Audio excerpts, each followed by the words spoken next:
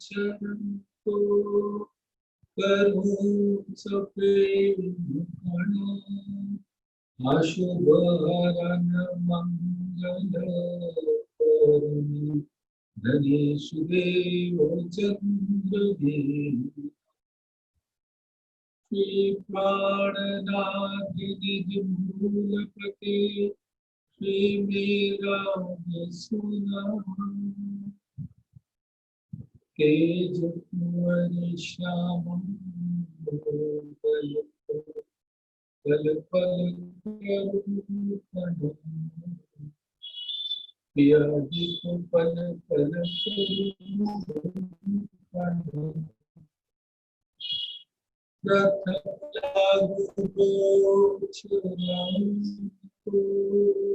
धनिये न छुड़ा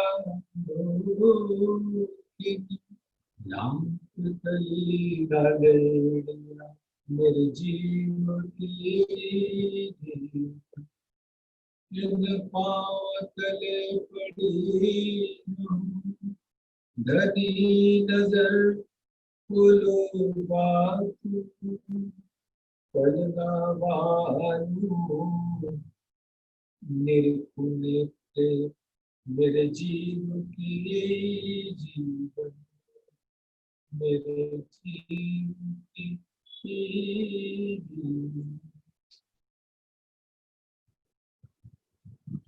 धामधनी अक्षरातीत के परम प्यारे आपके कोमल चरणों में मेरे इस प्यार भरे दिल से प्रणाम। सुंदर साथ से आज धामधनी की असीम अनुकंपा कृपा से आज का दिन वो शुभ दिन जब इस संसार में धामधनी श्री प्राणनाथ और मोमिनों के सरदार अमीरुल मोमिनीन महाराजा छत्रसाल जी का प्रथम मिलन हुआ।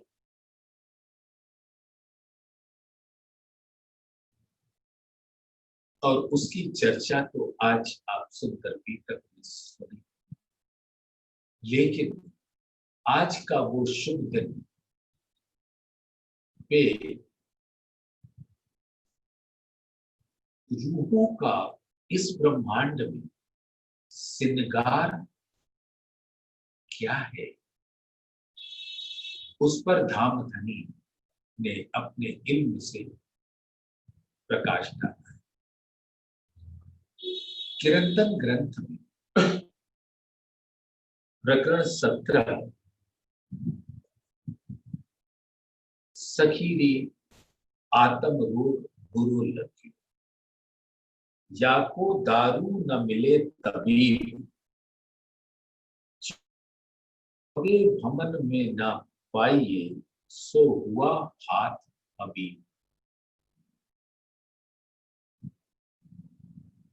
प्यारे सुंदर साथ, ये सभी अंगनाओं सभी आत्माओं हमारी प्यारी इंद्रावती जी बता रही और जो कुछ भी कह पा रही है वो धामधनी के हुक्म से कहती। सखीरी आत्म रोग गुरु ने। सुंदर साथ, ये रोग क्या है? एक शारीरिक रोग, इस संसार में स्तन को रोग तो लगते हैं और हम सब जानते हैं कि ये व्यक्ति शारीरिक रोग से पीड़ित होता है, जिसके लिए ये अस्पताल हो। लोगों ने डॉक्टरी भी पढ़ी है इस शारीरिक रोग को मिटाने के वास्ते। दूसरा रोग होता है मानसिक, उसका भी इलाज डॉक्टर लोग करते हैं। मानसिक रोग वो होता है जिसमें मनुष्य मानव अपने साधारण संतुलन से बिगड़ा होता है। जैसे एक सही मानव को इस संसार में जैसा कार्य करना चाहिए वो बिल्कुल उससे कुछ उलट ही करता है, वो मानसिक रोग का शिकार है। और उन सब से परे आत्मिक रोग। तो शारीरिक रोग तो इस मानव तन को मिलता है,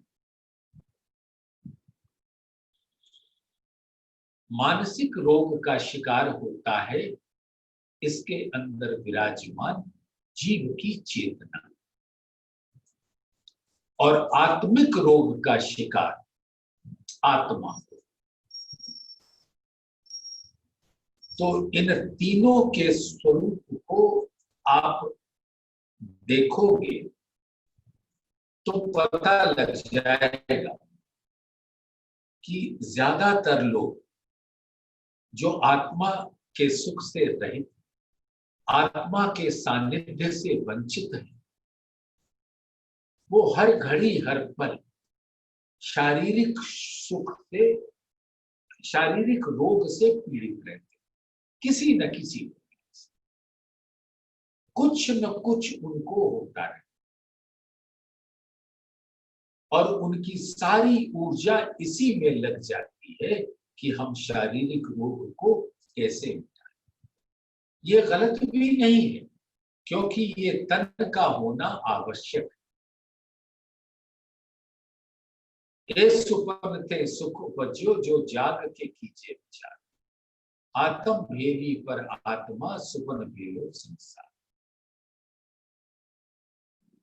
उसका निरूपण भी कुछ क्षण में करेंगे, पहले भी हो चुकी है ये बात। लेकिन ये तन का रहना जरूरी है, इसलिए तन को तो सुदृढ़ रखना है, सही रखना है, लेकिन सारा ऊर्जा इसी में न लग जाए कि शरीर को ठीक रखना है।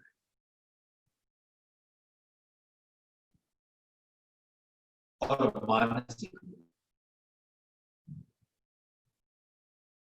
ऐसे लगता है कि जब मानव जीवन में व्यक्ति कुछ चाहता है, तृष्णाओं की भूख उसे सताती रहती है और वो उसको नहीं मिलता है, तो उसका जो मानसिक संतुलन है वो बिगड़ जाता है और वो पागलों के जैसे कार्य करते हैं,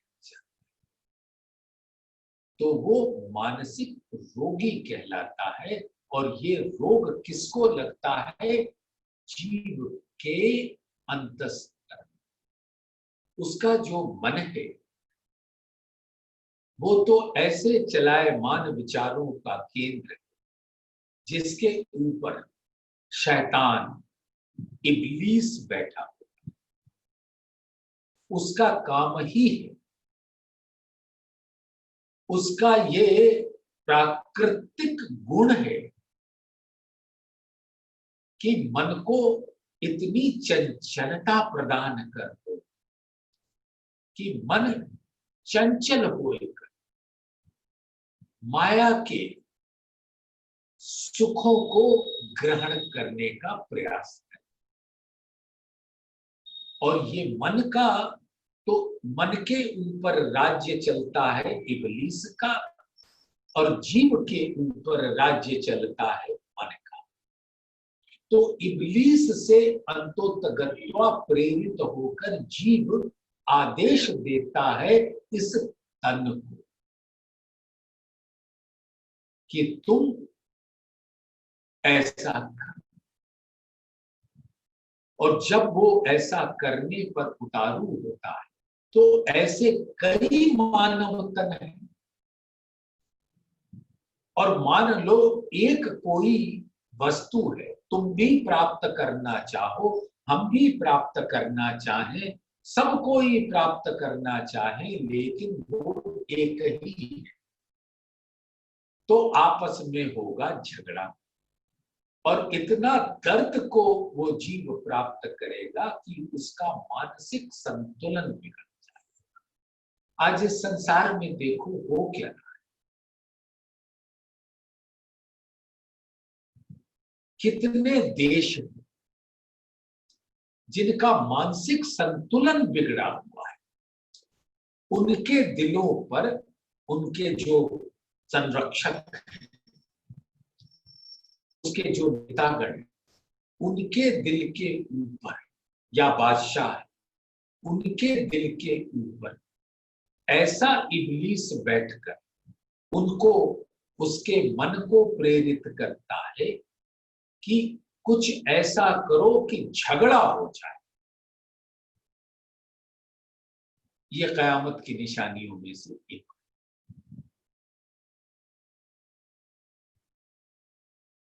जैसे ऐसा दाभातुल जानवर होगा जिसके सिर पर पहाड़ी बैल के सींग होंगे। अब ऐसा कोई जानवर, तो ऐसा कोई मानव नहीं होगा जिसका दिल जानवर का होगा और ऐसे मानव के, मनुष्य के, आदमी के सिर पर पहाड़ी बैल के सींग। लेकिन इसका तात्पर्य यही होता है कि पहाड़ी बैल करता क्या है, वो जब तक किसी झाड़ से, पेड़ से, कटीले तारों में अपने सींग को पूरे दिन के बाद मारता रहता है, मारता रहता है, जब तक उसका सींग लहू लुहान न हो जाए। जब रक्त की धारा बहने लगे और हर उसका तन रक्त रंजित हो जाए, तब उसको चैन पड़ता है और वो कुछ निद्रा की मुद्रा में आ जाता है।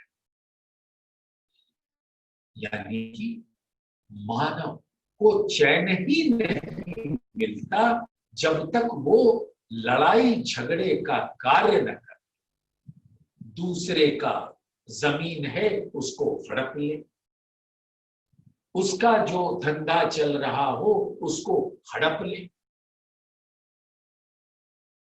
उसको बीमार कर दे। ये कौन करवाता है? वो शैतान, इब्लीस। तो उससे क्या होता है? झगड़ा। तो मानव समाज में मानसिक संतुलन सबका बिगड़ जाता है। वो मेरा जमीन लेना चाहता है क्योंकि उसका मानसिक संतुलन बिगड़ा, और मेरे जमीन को अगर वो हथियार लेता है तो मेरा मानसिक संतुलन बिगड़ जाता है। तो मैं मानसिक रोगी हो जाता हूं। सब कोई मानसिक रोगी हो जाता है, और ऐसे मानसिक रोग से सारे जीव प्रताड़ित है और आत्मिक।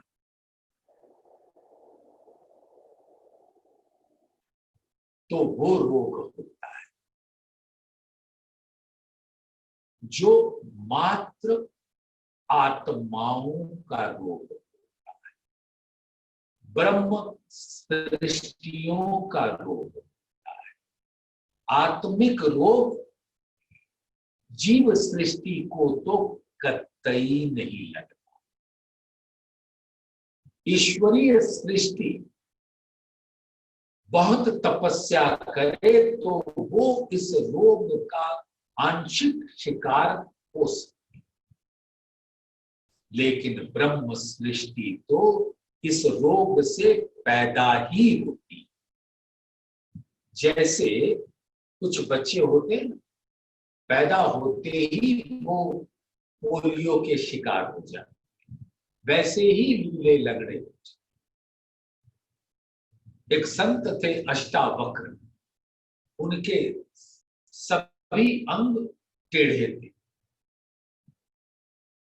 तो उस प्रकार से जो ये ब्रह्म सृष्टियां,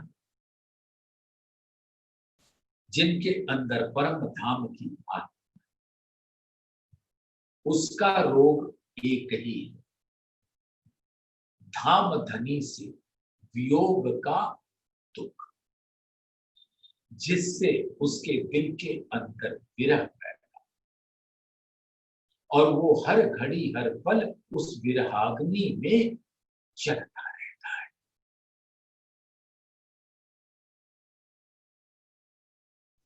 सखीरी आत्म रोग बुरो लगे।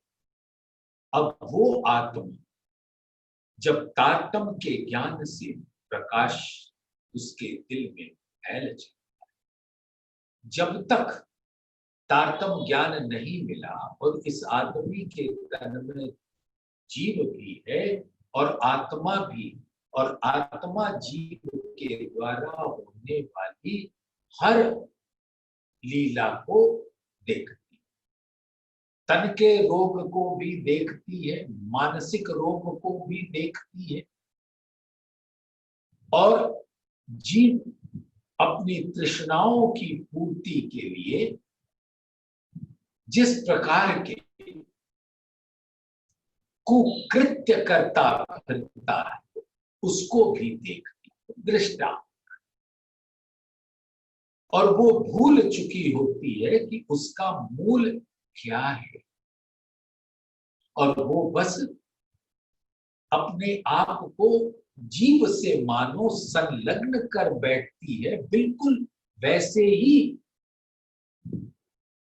अनुभव करती है जैसे जीव भी मन के ऊपर दृष्टा होकर देखता है। जीव भी इस संसार के दुख को, शरीर और मन के दुख को देखता है और पीड़ा को प्राप्त, और आत्मा भी बस उसकी लीला को देखती है। लेकिन धामधनी अपनी आत्माओं को इस शारीरिक रोग और मानसिक रोग से परे कर देते, और उसको तो एक विरहा का रोग लगा देते, जो आत्माओं की संपदा है, पूंजी। सखीरी आत्म रोग बुरो लगे। अब इंद्रावती जी अपने सभी संगी आत्माओं को कहते कि प्राण प्रीतम से वियोग का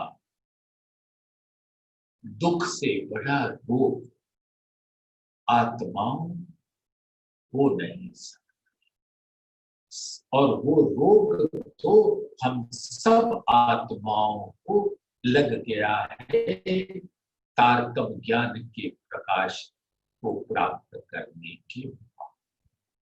अब आत्मा अपने धाम धनी से मिलन के बिना तो रह सकती, सखीरी आत्म रोग बुरो लगे, या को दारू न मिले तबीब, तबीब यानी वैद्य, दारू यानी दवा। इस संसार में बड़े सारे वैद्य, तबीब और विद विद के दवाएं,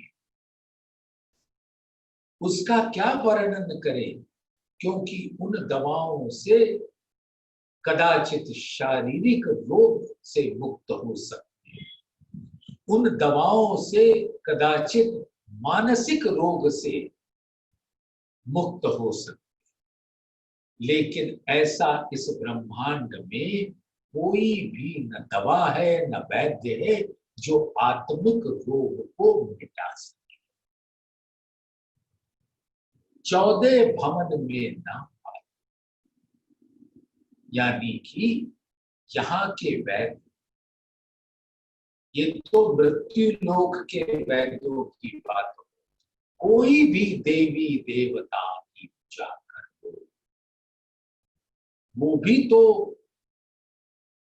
जीव सृष्टि का कष्ट मिटाने के लिए प्रार्थना करने पे हाजिर हो जाए, लेकिन आत्म रोग मिटाने के वास्ते उनके बस की भी बात नहीं। 14 भवन में ना पाए, सो हुआ हाथ हबीब, यानी सिर्फ हमारे प्राण प्रीतम पर ब्रह्म अक्षरातीत रूप जवान प्राणनाथ ही हम आत्माओं के रोग को हटा सकते हैं, मिलन का सुख देकर और विरहा का जब बता देंगे अपने ज्ञान से कि हम तू कौन आई इत क्यों कर, कहाँ है तेरा वतन, नार तू कौन खसम की दृढ़ कर, वो तारतम्य के ज्ञान के हमारे मूल को बता दे, तू कौन आई इत क्यों कर, इस माया के ब्रह्मांड में आने का उद्देश्य क्या था, पर्पस क्या, तो कौन आई इत क्यों, कहाँ है तेरा वतन, और तो तेरा मूल घर कहाँ है, नार तू कौन खसम, और तेरा प्राण प्रीतम कौन है, प्राण वल्लभ कौन है, प्राण जीवन कौन है, तेरे आत्मा का आधार कौन है,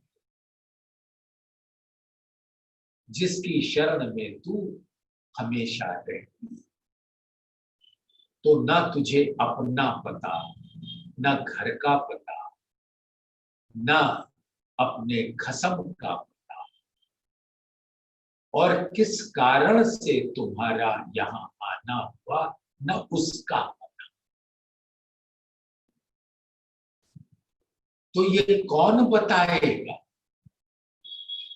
ये धामधनी प्राणनाथ सतगुरु बनकर आत्माओं को अपने इल्म से जगा रहे।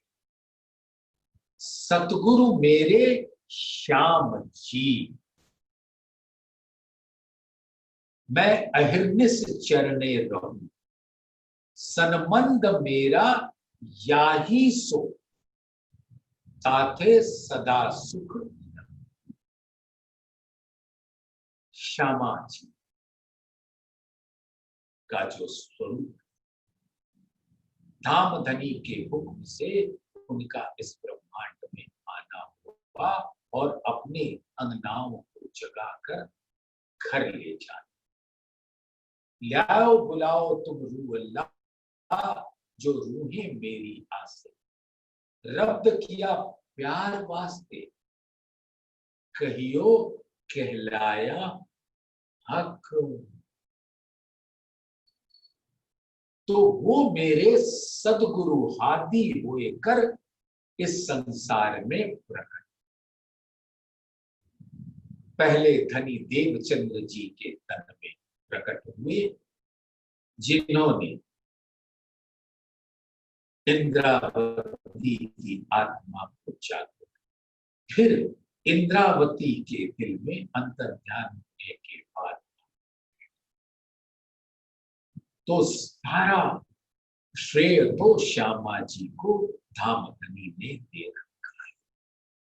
तन कोई भी हो, दिल किसी का भी करने वाली, वो दूसरे हिजाब में श्यामा जी, और वो कौन, वो परब्रह्म अक्षरातीत के दिल के स्वरूप, और लाड़ किसमें रहता है, दिल में, तो वो दिल ही तो रूहों को लाड़ पिलाता है, इसलिए श्यामा जी का स्वरूप ही तो इल्म रूपी लाड़ पिलाकर उनको जगाकर अपने घर, अपने संग ले जाए, अकेले नहीं जा सकते।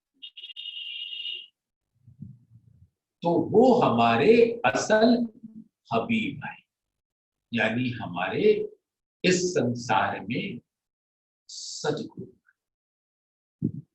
जो हमारे दिल वो ज्ञान से वियोग का दुख बता, यानी हम कहाँ थे और कहाँ आ गए। उस परम धाम वतन में कैसे सुगंधित झरोख की वायु लेते थे और अब इस चिरकीन जमीन में बैठकर कैसी बदबोए में थे। और श्यामा जी अपनी अंगनाओं तारतम ज्ञान के प्रकाश से बता कि तुम्हारा स्वरूप क्या था और तुम उसको भूलकर क्या हो गए। और ये वियोग जब अंतर में प्रवेश करता है तब आत्मा को असल आत्म का रोग लगता है, वो दुख है। और वो दुख से अब एक दर्द पैदा होता है जिस दर्द का स्वरूप विरह कहता है। अब इल्म से वियोग की स्थिति को जान लिया आत्मा ने, अब उसको ये वियोग का ऐसा रोग लगा कि वो दर्द में पैदा हो गया और उस दर्द का घनीभूत स्वरूप है विरह। और विरह एक ऐसी अग्नि है जो आत्म को चारों तरफ से घेर लेती है। और क्या जलाती है? जो जीव माया की तृष्णा में घुट रहा था और आत्मा भी उसको देखकर यही सोच रही थी कि जीव जो सोच रहा है वो सही सोच रहा है। जीव को वो चाहिए उसके मन को, और वो मन के ऊपर राज्य इब्लीस का है। उसके अंदर ऐसी चाहना पैदा कर देता है कि जीव को मन कहता है ये प्राप्त, और आत्मा जब उसको देखती है तो उस दुख की अग्नि में जो ना पाने की वजह से, क्योंकि माया की तृष्णा तो ऐसी है जो कभी भी पूरी नहीं हो सकती। वो जानते हैं कैसे होता, जैसे एक जंगल है जहां वृक्षों का समूह है और हर वृक्ष एक तृष्णा का स्वरूप होते, चाहत का स्वरूप होते, उसके अंदर बड़े सुंदर सुंदर फल होते, और जब जीव उसको लेना चाहता है अपने तन को आदेश देकर, और वो मिलता नहीं है क्योंकि वो दिखता रहेगा और उसकी ऊंचाई ताड़ के वृक्ष के जैसे ऊंची ही होती जाएगी और वो धड़ाम से गिरेगा और उसको वो फल नहीं मिलेगा। शरीर फना हो जाए लेकिन वो फल ऐसे पकड़ाएगा जैसे ही लेने आएगा वो उससे दूर चला जाए। और उसको न पाने की वजह से उसके अंदर तृष्णा की, चाहत की एक ऐसी अग्नि पैदा होगी, काम की, क्रोध की, लोभ की, मोह की, मद की, मत्सर की, ईर्ष्या की, द्वेष की, छल की, कपट की, निंदा की, घृणा की, आज इस संसार में देख लो, सब पीड़ित हैं उससे, और उसकी अग्नि, दावाग्नि जीव को जलाती, लेकिन वो फल नहीं मिलता। और वो इब्लीस करता क्या है, एक फल तुम्हें दे देगा और उसका स्वाद बड़ा मीठा होगा।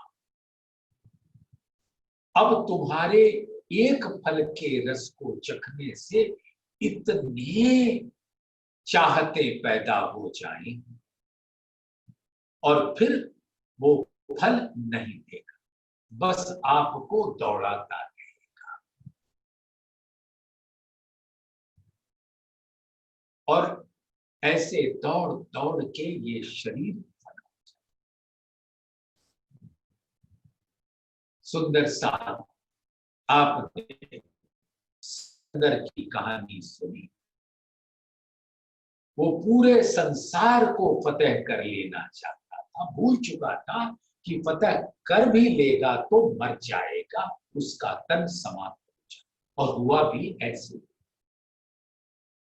वो अंत में सिर्फ ये चाहता था कि वो यूनान जाके अपनी मां को मिल सके और उसकी वो ख्वाहिश पूरी न। तभी उसने कहा, अर्थी से मेरे हाथ बाहर रखना कि दुनिया ये जान सके मैं खाली हाथ आया था और खाली हाथ जाऊंगा।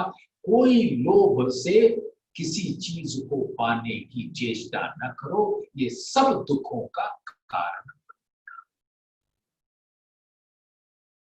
तो वो दावाग्नि जो जीव को जलाती है, तो वो एक वृक्ष से अग्नि दूसरे को जलाती है और धीरे धीरे धीरे धीरे फिर सारी वो जंगल, सारा जंगल वन जल जाता है और जीव उसमें भस्म हो जाता है।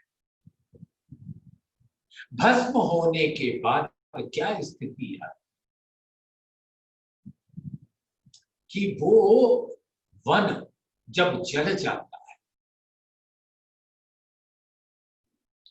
तो फिर से पृथ्वी उसे सिंचित करती है, फिर उसमें हरे हरे कोपल निकल कर फिर वो वन खड़ा हो जाता है। यानी कि कुछ भी कर लो, तृष्णा की भूख मिट नहीं सकती।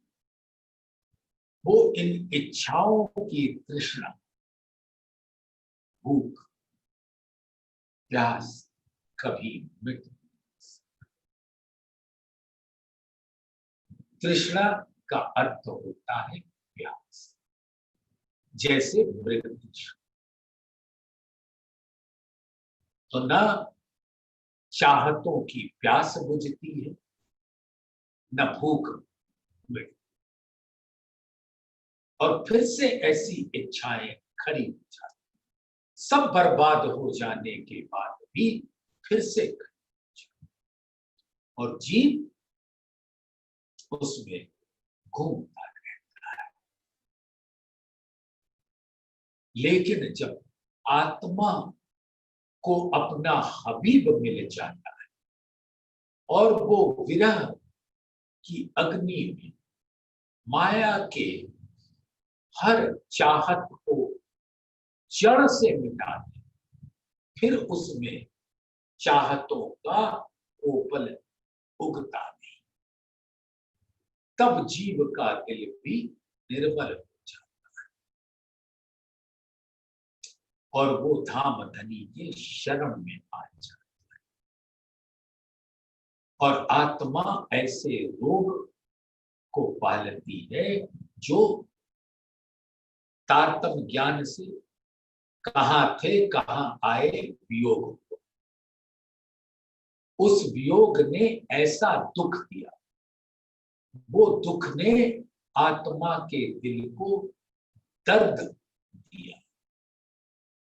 वाणी दर्द की, उसने उनको दर्द दिया और दर्द ने विरह दिया। और वो विरहा की अग्नि में जब आत्मा जल कुंदन कंचन, तब धाम धनी अपना अंग दे प्रेम की लहरें बहाते। जो इंद्रावती जी के संग हुआ,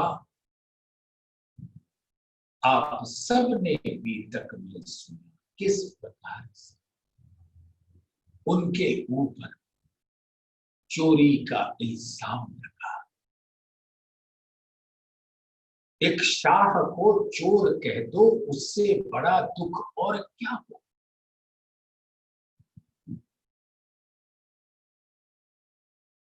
कोई ऐसी सजा जो गलती न करने पर भी हो, ऐसे दुख का सीमा नहीं। बेकसूर को कसूरवार ठहराना इस संसार में सबसे बड़ी सजा। एक तो कसूरवार को सजा मिले तो वो न्यायोचित, लेकिन बेकसूर को सजा मिले ये अन्याय है। ऐसा ही अन्याय उस देश के जामनगर के राजा की, और उनको जेल में, और तब तक जो धामधनी ने उनको ज्ञान दिया, उससे वियोग की स्थिति का तो आनंद था, लेकिन अब एक ही दिल में उनके विचार कि मेरे सदगुरु धनी देवचंद्र जी, जो अब मेरे इस तन के नैनों से ओझल हो गए हैं, उनका मैं दीदार कर सकूं और उनके दिल में पैदा हुआ उनके विरह का दर्द, और वो ऐसा रोग लगा कि वो नहीं दिख रहे थे तो तन ही छोड़ दिया, और बाकी सब आप सुन साथ। तो ऐसा विरह का दर्द आया, तब धामधनी ने अपना अंग इंद्रावती को दे दिया। जब आह सूखी अंग में श्वास बिछोड़े संग, तब तुम पर्दा टाल के दियो मोहे अपने अंग। अब धामधनी अक्षरातीत जुगल स्वरूप होएंगे। अब इंद्रावती जी श्यामा जी के स्वरूप में, कभी धनी देवचंद्र जी के स्वरूप को देख, कभी श्यामा जी के स्वरूप, कभी राजी के स्वरूप को, ऐसे सुंदर जुगल किशोर को, उनके दिल की ये पुकार, आत्म चाहे वर्णन करूं, जुगल किशोर विद तोड़े, राजी का वर्षा। आत्म चाहे वर्णन करूं, जुगल किशोर विद तोड़े, दो वर्णन कैसे करूं, दो एक कहा। अब दोनों के स्वरूप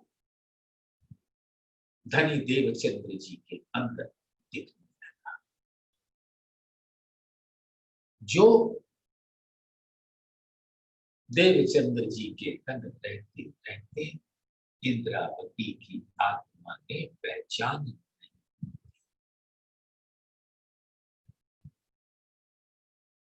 धामधनी मैं कर नहीं सकी पहचान, वो पहचान दी।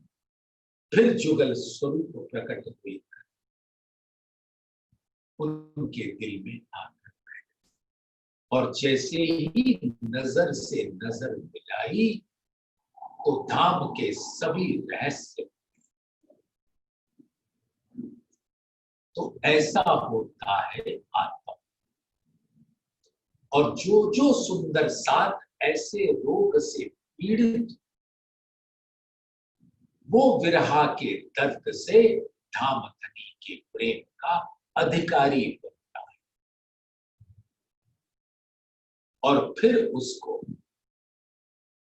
तो परम धाम की इश्क का रस पान।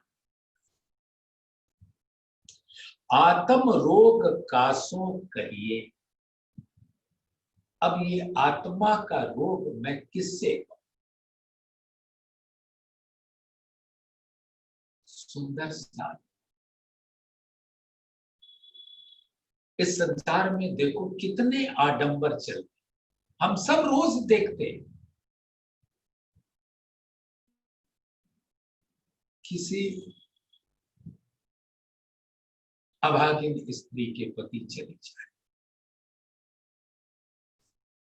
पास पड़ोस नाते रिश्तेदार आकर उसके दर्द में दिखलाएंगे कि हमको भी दर्द है। वो छाती पीट पीट के, मत्था पीट पीट के रो रही होती है, तो वो भी आके अपनी छाती पीटते हैं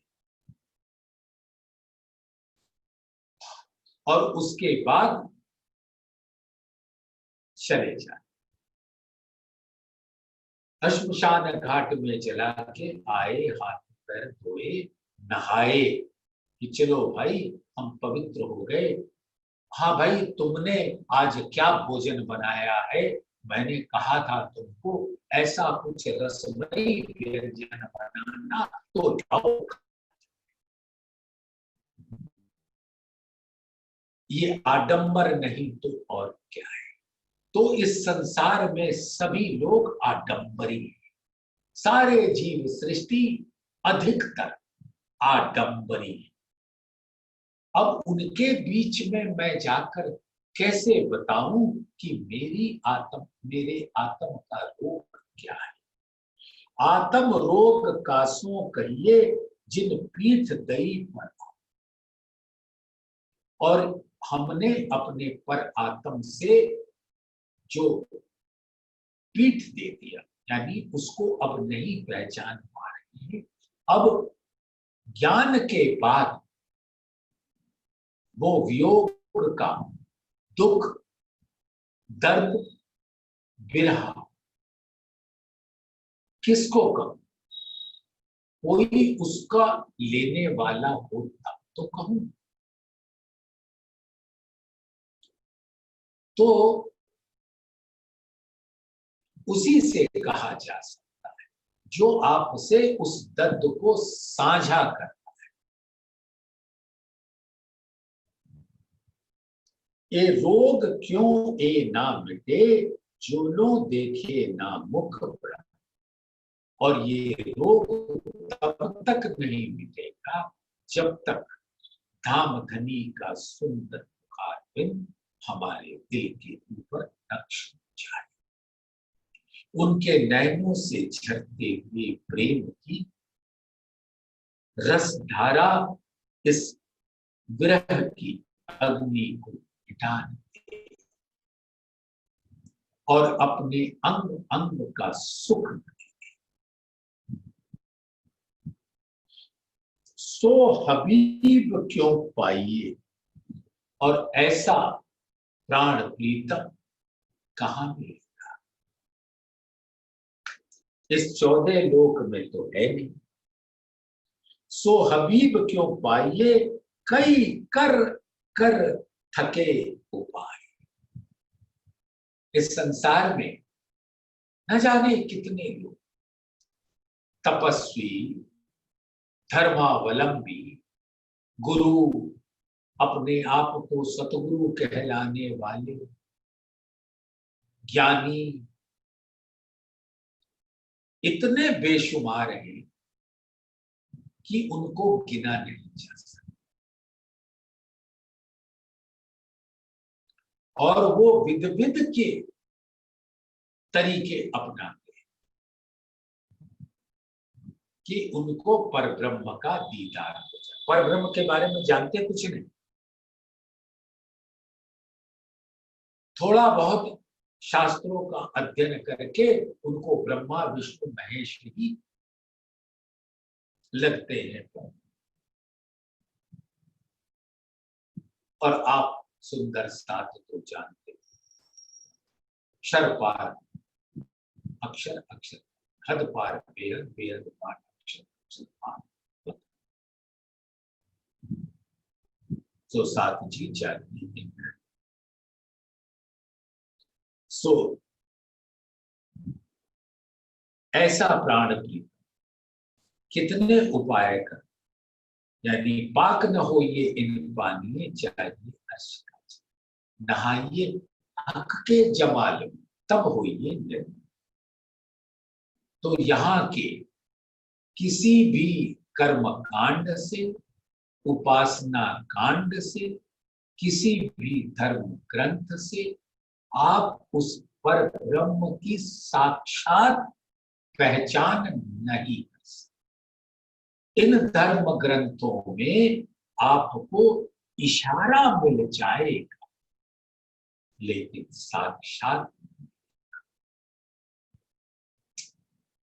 पाक न हो ये इन पानी कहने का मतलब ही यही है कि यहाँ जितने भी गुरुजन है, धर्म ग्रंथ है, वो आपको पर ब्रह्म के मुखारबिंद का दीदार, ये तारतम ज्ञान के बगैर नहीं हो सकता जो अर्श का जन। और ये इल्म ही ब्रह्म श्रेष्ठियों को हक के जमाल, यानी उनके सौंदर्य के, दिल के सौंदर्य के गुणों में, नूर में छीनने का अवसर था।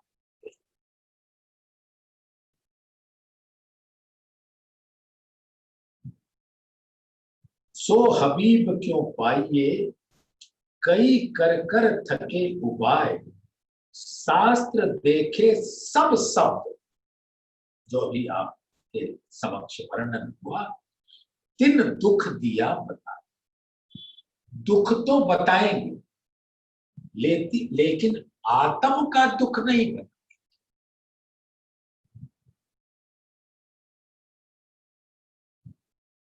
विरह का तो नाम ही नहीं पता। विरह तो खास खास ब्रह्म सृष्टि का श्रृंगार है, और जो वियोग का दुख है, वो दुख और विरह का दर्द, ये आत्माओं का श्रृंगार है। सखी ताथे दुख प्यारो लगियो, अंदर देखो विचार, सो दुख कैसे छोड़िए, जासो पाइये पियू मनुहार।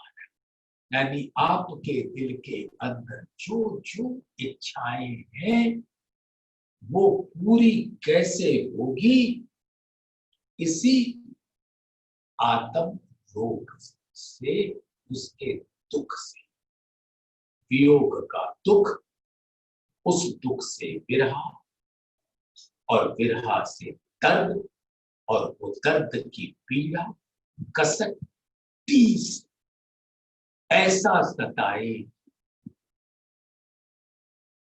कि धाम धनी रुक न पाएंगे, और अपने प्रेम का शीतल झरना ऐसे बहाएंगे कि आपके अंग अंग पवित्र हो जाएंगे। सुंदर साथ एक छोटा सा उदाहरण देता हूं।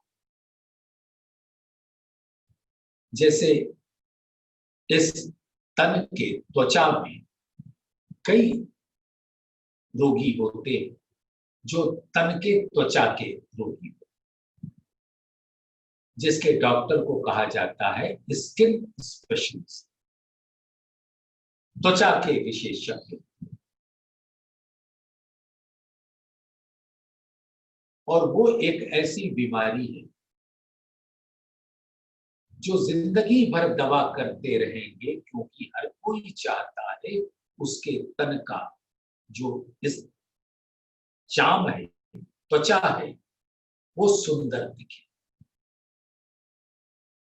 और वो डॉक्टर आपको घुमाता रहेगा, दवाइयां देता रहेगा, जीवन आपका समाप्त हो जाएगा, लेकिन वो त्वचा रोग कभी नहीं जाएगा।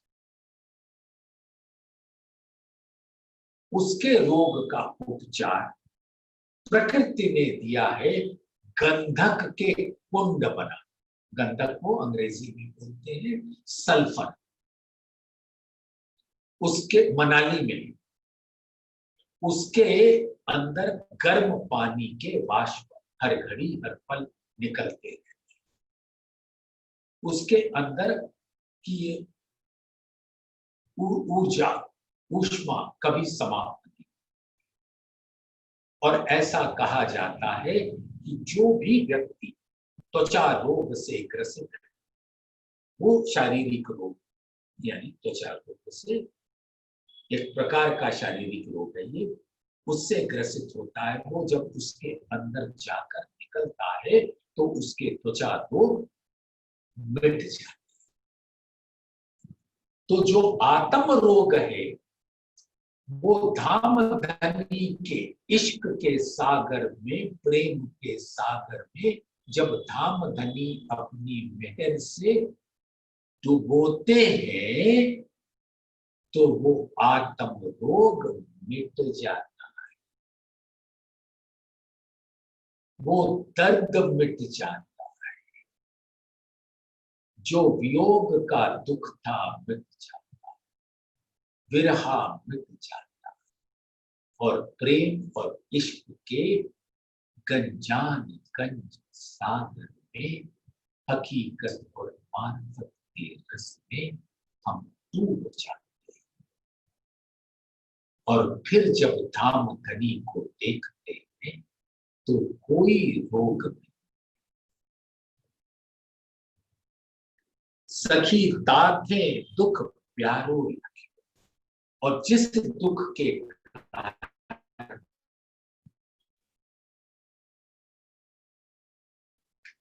मुझे मेरे प्रिय मिले, तो वो दुख कितना प्यारा।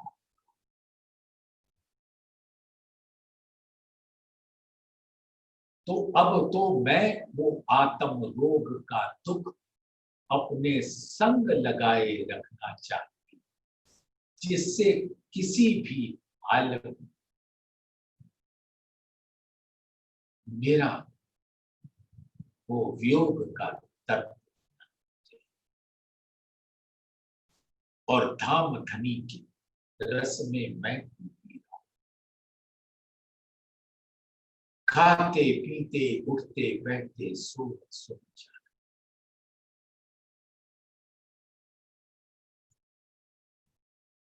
दुनी के सुख दिए मैं दिन को, जो कोई चाहे सुख।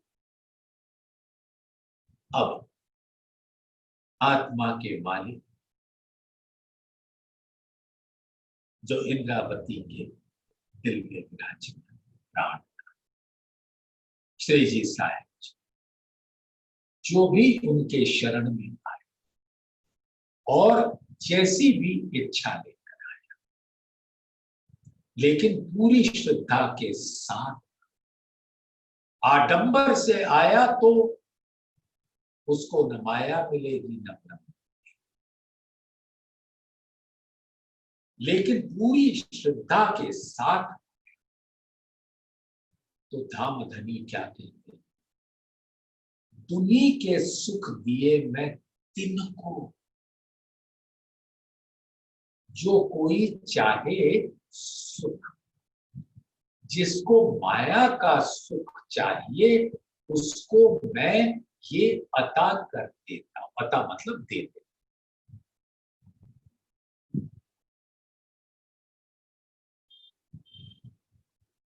जिनसे मेरा पीयू मिले, मैं चाहूं सोई दुख, और जिस दुख से मेरा प्राण प्रीतम मुझको मिले, मुझको तो वो दुख चाहिए। तो प्राणनाथ की शरण में जाओ और माया का सुख पाना है तो पाओ और जाकर उसमें कर और फिर 84 लाख योनियों में घूम लेगा। और अगर प्राण प्रीतम से मिलना है तो तारतम के कुंड में डूब जाओ, अर्श के जल में गोता लगाओ और थाम धनी को निहार। हक इलम से वो तरे अर्श का दीदार। तो सुंदर सा इसको ग्रहण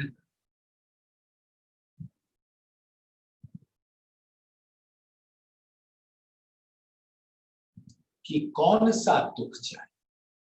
माया का दुख है तो भी प्राणनाथ उसको हर लेंगे और आपको माया का सुख।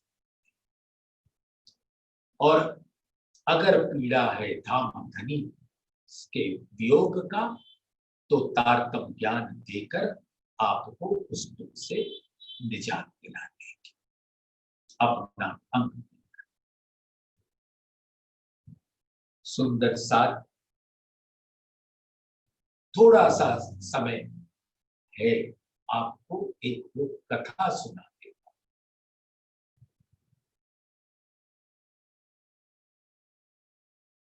एक बार एक राजा ने बहुत सारे ब्राह्मणों को बुलाया भोज। सब आए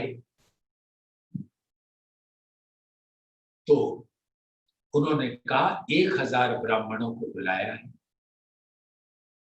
अपने मंत्री को कहा कि जाकर देखो, गिन लो, ये 1000 ही होने चाहिए। और विष्णु जी अपनी भार्या लक्ष्मी जी के साथ इस संसार का भ्रमण करने आए। तो विष्णु जी ने कहा लक्ष्मी जी को, अब तुम्हें कुछ दिखाता हूं। और वो ब्राह्मण का वेश बनाकर उस कतार में बैठ गए, पंक्ति में बैठ गए। तो जब मंत्री ने गिना तो 1001 निकले।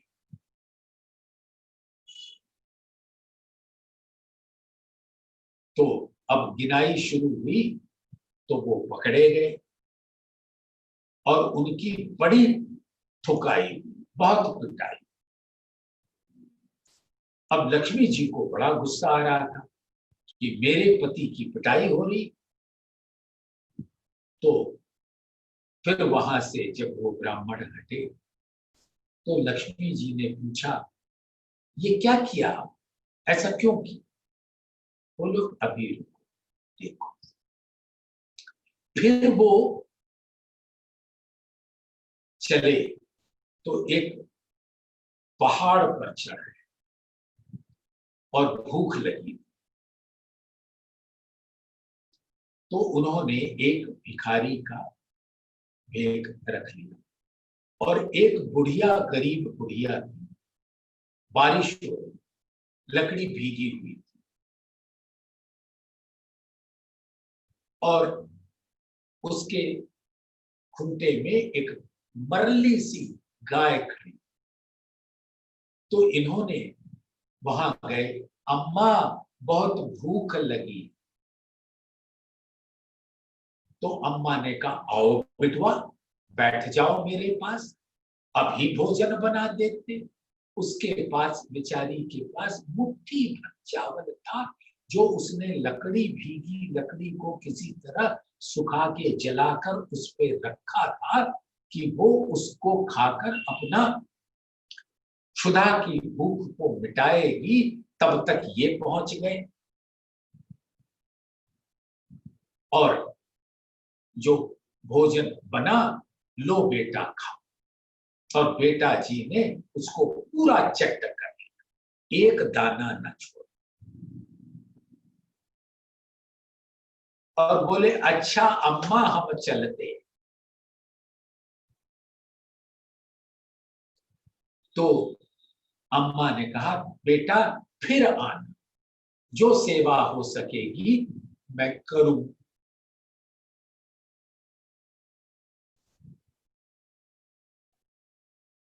तो विष्णु जी उस भिखारी के अंदर जो बैठे थे, उन्होंने उसको आशीर्वाद दिया, तेरी गैया मर जाए, और वो उसी क्षण मर गई। लक्ष्मी जी कहती है, ये तुम्हारी क्या लीला? उस बेचारी ने अपना पेट रोक कर तुमको खिला दिया, और तुमने उसकी एक आज थी गैया, उसको भी मार दिया, और वहां पिट के आए तो उसको कहा कि धन धान्य हो।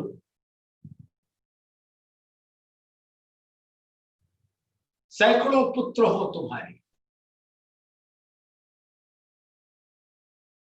तब विष्णु जी ने कहा कि उसको मैंने माया में डुबोया, जिससे वो नरक कुंड में ये तन छोड़ने के बाद चलेगा, और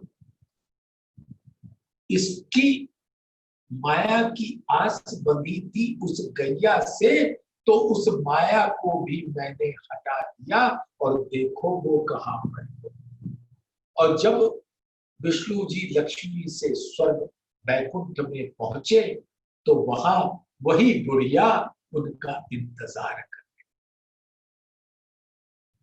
तो ये तो यहाँ की कथा है सुंदर सा, लेकिन अब अपने प्राणनाथ को देखो, वो किस प्रकार से हमें और आप अपने दिल का रस। तो सुंदर सा आज यहीं पे विराम देते हैं।